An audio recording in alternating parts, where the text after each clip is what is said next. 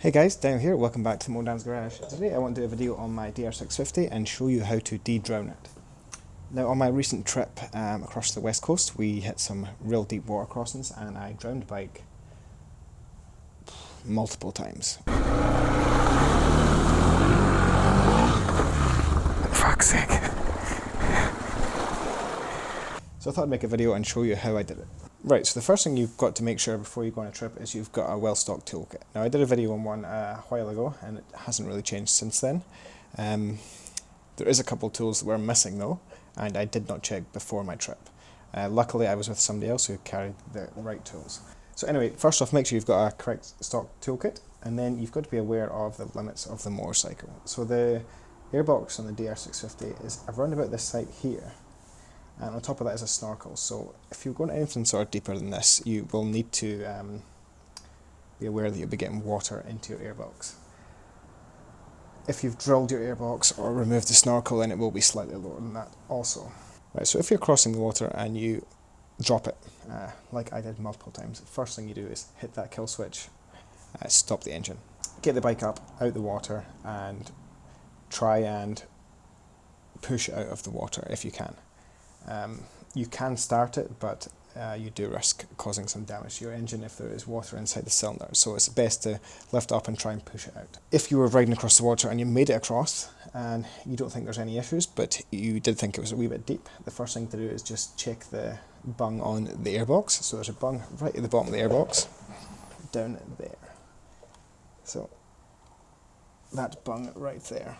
So get your hand in here and pull that bung off. Now if there's no water in there, you're pretty much good to go. You shouldn't have any issues. If there is water in there, then there will be some more steps that you need to do. Now my priority when I'm on a trail like that would be to not waste time. Try and get out as quick as you possibly can. So I don't want to be stripping the bike down. I don't want to be taking the tank off or anything that I don't have to do. I mean, it's not hard to take the tank off, but I'd rather not do it if I don't have to. So if I had pulled that plug out there and that was full of water, the next step I'd do would be remove the spark plug. Now with a normal spark plug socket, this is a 5/8 or 16mm spark plug socket and a 19mm wrench, I can take the spark plug out without taking the tank off. Just get your hand up in here and you can get that on there, and then the spanner on it. I can get my on there and take that out. Right, so with the spark plug out, you want to put your ignition on and just bump the starter, just ever so gently, just bump, bump, bump. And if there's any water in there, the piston will push it out. If there's no water in there, you can hold the starter motor on for a bit longer and just make sure there's nothing coming out. If there's nothing coming out at that point, put the plug in and away you go. If there is a lot of water coming out there, there's a chance that your exhaust is full.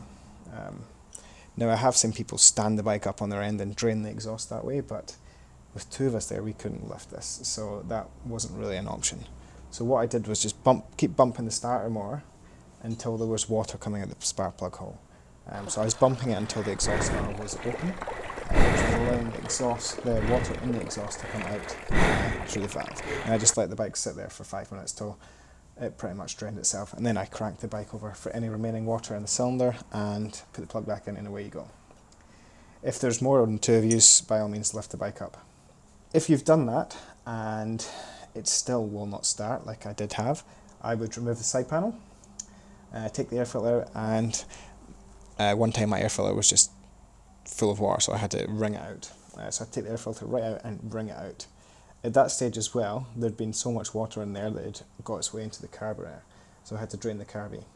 It's just that wee Phillips right there, and it'll drain out the bottom there. Drain your fuel completely out, obviously switch your petcock off if you can, drain your fuel out your bowl, switch your petcock back on and it should start up. It's fairly easy to de-drown, you shouldn't have to go any further than that.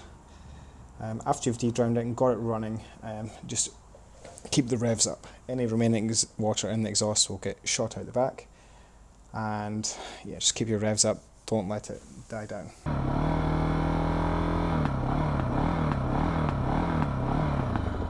So after you've got the bike running and you've managed to get out of where you were, the first thing I would do would be check your oil level. So come around to the other side and check your oil level.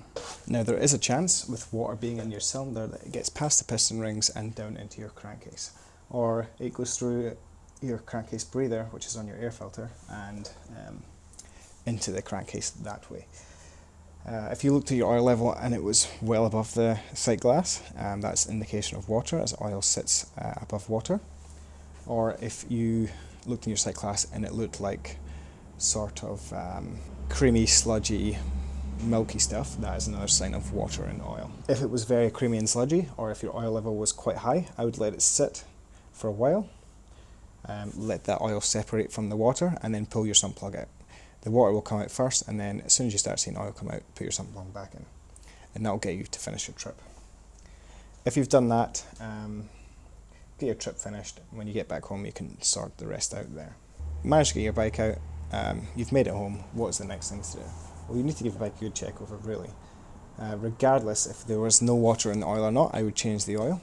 I did that on this bike. I didn't change the filter, I just purely did the oil. There was no signs of water in there at all, but after a trip like that, it's always good to change your oil. So change your oil, give the bike a good check over. Now when I checked my bike over, all four indicators and my tail light were actually full of water. And I'd done another about 600 k's after I had drowned it, and they were still full of water. So I had to take the screws out and take the lenses off each one and clean them all out. Next you would want to clean your air filter and your secondary air filter, re-oil that, clean it, re-oil it, refit to the bike.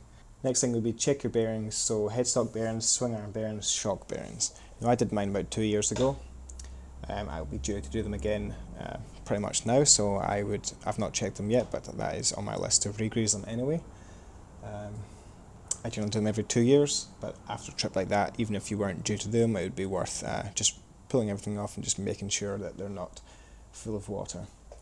Also check your wheel bearings. Now I did do the rear wheel bearings before this trip. My front ones are still original and they look fine, but jack the bike up and check all your wheel bearings. Make sure there's not water where it shouldn't be. It's quite a simple bike to de-drown. It's quite a simple process. You can certainly do it if you're on your own, if you've got the right tools. Right guys, that's about it for this video. If you've got any tips about de-drowning the bike yourself, let me know in the comments below. This is the first time I've had to de-drown my actual bike. I have had to pull the airbox drain a couple of times, but I've never had to actually drain water out of the engine. Biggest thing is just make sure you've got the correct tools before you go. I assumed I had the correct tools and it turns out I didn't, but luckily I was with somebody else who did. So anyway guys, thanks for watching and I will catch you all next time.